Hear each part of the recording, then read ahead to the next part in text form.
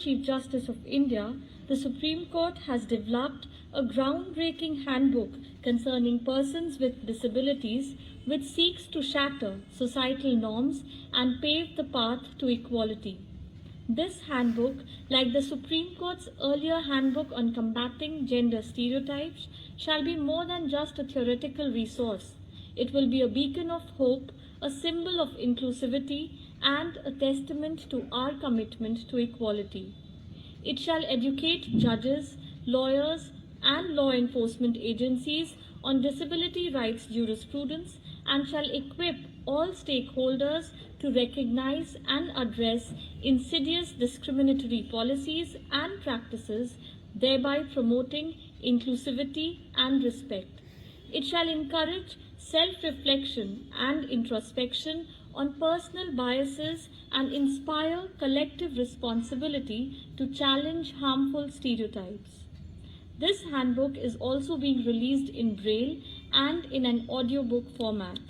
It will be available on the website of the Supreme Court of India, and you may also access the handbook by scanning the QR codes displayed on the tags with the conference bags. May I now request Honorable Dr. Justice D.Y.Chandrachud to kindly release the handbook. I request the dignitaries on the dais to kindly come forward for the release.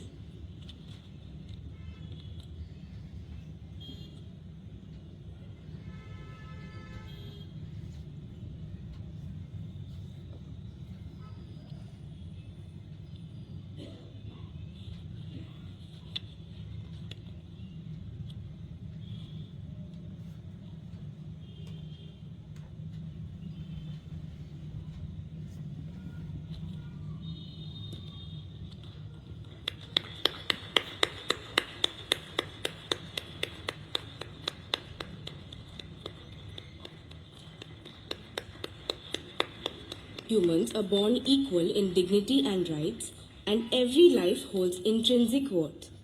Yet, for the over 1 billion people globally who live with disabilities, equal respect remains elusive due to the deep-set social prejudices, discrimination, and stigma associated with disability. The Handbook Concerning Persons with Disabilities is a significant resource designed to aid the legal community in addressing these issues. It provides practical guidance for judges and legal professionals in understanding the social model of disability within our constitutional framework, addressing stereotypes concerning persons with disabilities, and employing respectful language. The handbook includes a glossary of terms which perpetuates stereotypes and provides alternative, respectful language for use in legal documents, orders, and judgments.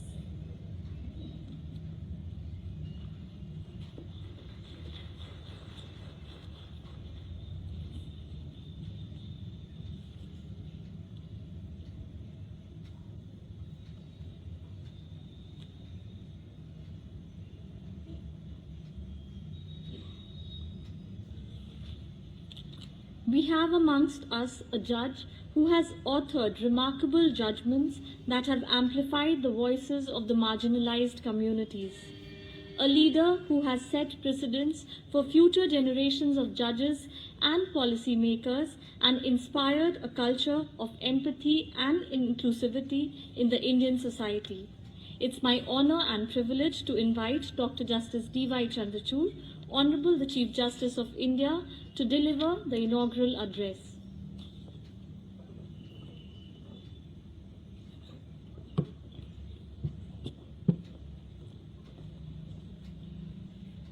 Namaskar and good morning.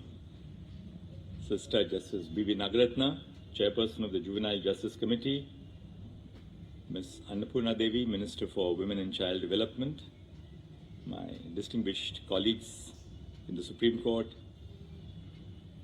Chief Justices and Judges of the High Court present here from all over the country, Ms. Cynthia McCaffrey, Country Representative of UNICEF India, Mr. Gopal Mitra, UNICEF Global Lead on Disability, distinguished guests, and all those dedicated to the protection and well-being of our children. It's really a signal honor for me to participate in the inaugural session of the 9th round of the National Annual Stakeholders Consultation on Child Protection. I would like to express my sincere gratitude to all the esteemed judges, secretaries from various ministries and departments, members of the law enforcement agencies, legal services authorities, commissioners for persons with disabilities, representatives of training institutes, law universities, and UNICEF for your tireless commitment and invaluable contributions to this year's juvenile justice consultations across the states. This year's theme holds a special place in my heart: the protection and well-being of children with disabilities. As someone who, together with my wife, Kalpana, who fosters two young, wonderful daughters, I am reminded daily of the joy, purpose, and love they bring into my life. They have transformed not only how I see the world, but how also I engage with it, strengthening my commitment to creating a more inclusive society where every child, regardless of their abilities, is cherished and protected. Our children suffer from a condition. They have been born with a condition called pneumonia myopathy. It's a genetic condition which they have inherited at birth. They were born in Uttarakhand. Before they came into our lives around 2014, there was an absence of knowledge about myopathy. Absence of knowledge among doctors, among caregivers, and certainly complete absence of knowledge on the part of their parents. And of course, everyone lives, in a sense, in a feeling of self-denial. The families where the children are born feel that, well, there's nothing wrong with them. There were no testing facilities, even in major institutes in India. And where there were testing facilities, such as the studies show that as many as 70% of youth who enter the justice system have a mental health, sensory, or learning disability.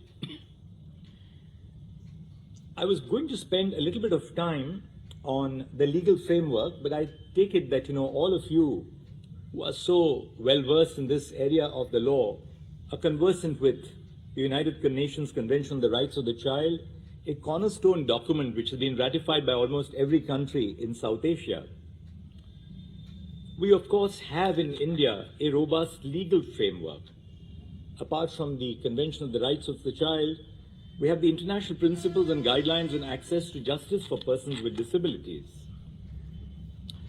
I'm compelled to share 4 key postulates that demand our attention at the present point of time. First, recognizing the problem. How can we address a problem we barely recognize? One of the most significant challenges we face is the absence of reliable data on children with disabilities, especially those who are survivors of sexual offenses or who come in conflict with the law. How can we design policies and implement solutions without understanding the scope of the issue? The lack of real-time disaggregated data makes it difficult to fully appreciate the barriers these children encounter. Without precise data, effective planning, policy shifts and monitoring of outcomes remains out of reach. We must therefore begin by prioritizing improving the data collection systems within the juvenile justice framework. Data is a foundation for meaningful reforms, enabling policymakers to develop tailored interventions, measure their impact, and adapt strategies accordingly. Without this, children with disabilities will continue to fall through the cracks, unseen and underserved. Do we have a robust framework? Second, do we have a robust framework for facilitating access to justice for children with disabilities? The Rights of Persons with Disabilities Act took Battery low. a significant step towards ensuring that children with disabilities receive the care and rights they deserve. The children are born, feel that, well, there's nothing wrong with them. There were no testing facilities, even in major institutes in India. And where there were testing facilities, such as the Postgraduate Institute in Lucknow, we were told that the test their facilities, even in major institutes in India. And where there were testing facilities, such as the Postgraduate Institute in Lucknow, we were told that the test then was so invasive and so painful that they would remove a part of the tissue from the child without anesthesia. It was so terribly painful. And I still remember the time when the test was done. The test had to be done for both the children.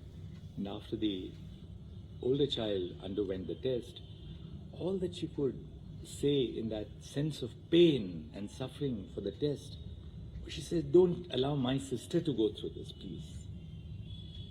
So there was an absence of adequate testing, absence of schools in Uttarakhand.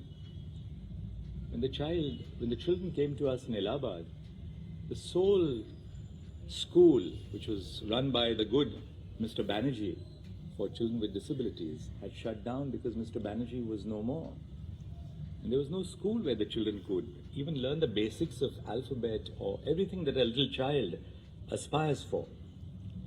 But the children would always have little school bags at home with a snack box and their bottle of water, because that represented their feelings. They aspired to go to school.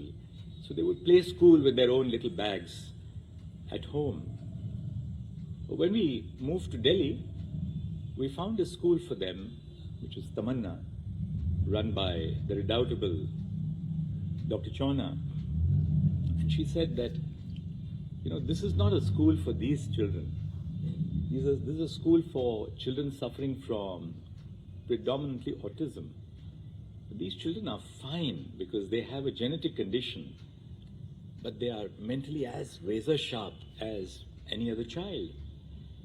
And gradually, she said, we have to mainstream these children, which is what we did. Now we were thinking of sending them to a good school. So we went to various schools, and the first question that we asked was, how will the other children treat these children in school? And does the school have any sense of policy to ensure that these children are not bullied, that these children are not disparaged, because that would really set them back? And the principals of so many schools told us that, well, children are children, so they'll have to survive amongst other children. Until we found Sanskriti, and they said that we have mentor children, we have friends who will be associated with these children to ensure that other children learn how to deal with them. Another problem which so many of these children with disability face in school is that when you mainstream these children, because they are capable of being mainstreamed, you realize that there are very few facilities to accommodate the real needs of children. Someone else. The child is dependent on someone else to go out.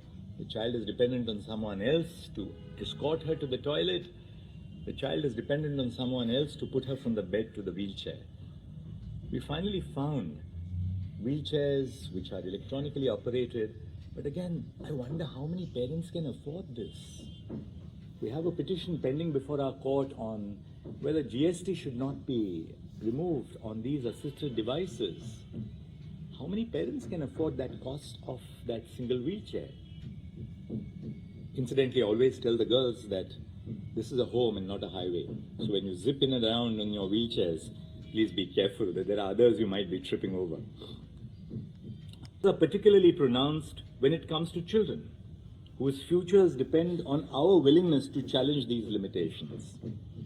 For children in conflict with the law, these challenges can be even more severe as they navigate a system that may not recognize their unique vulnerabilities. In the United States, studies show that as many as 70% of youth who enter the justice system have a mental health, sensory, or learning disability. I was going to spend a little bit of time on the legal